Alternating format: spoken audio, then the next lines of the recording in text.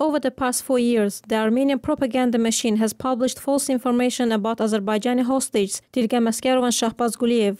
Two civilians, whose only intention was to visit the graves of their relatives, are being called terrorists by the mainstream Armenian media. The remarks came from head of Azerbaijan Institute for Democracy and Human Rights Ahmad Shahidov, while addressing the meeting of the OSCE on the role of media in counteracting disinformation, hate speech and radicalization in Vienna. According to Ahmad Shahidov, these persons are civilians and their arrest is against all international laws.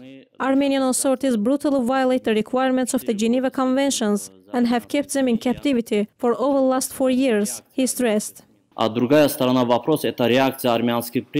The other side of the issue is the reaction of the Armenian press to this arrest. It is regrettable to note that during the 4 years of monitoring, all Armenian media presented these individuals as terrorists. We have taken these photos from Armenian news sites. Look how these civilians are taken to court and how the Armenian press presents them.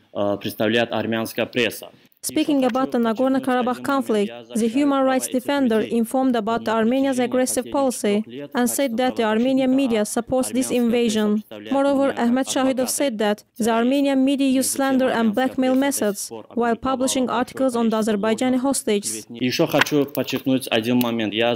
I want to emphasize one point, that I have been defending the rights of these people for the past 4 years as a human rights defender, and the Armenian press presents me as a lawyer of terrorists. Meanwhile, Armenian media has so far published a large number of false, slanderous and blackmail articles. It is not only the media that is under the control of the Armenian government, but the entire Armenian press. However, the main function of the press is to achieve peace and stability in the region. Today, one of the reasons for the tension in the South Caucasus is the Armenian government. The second reason is the Armenian press. At the end of his speech, Ahmad Shahidov underlined that the Armenian press is not independent, but the propaganda machine of the Sarkisian government.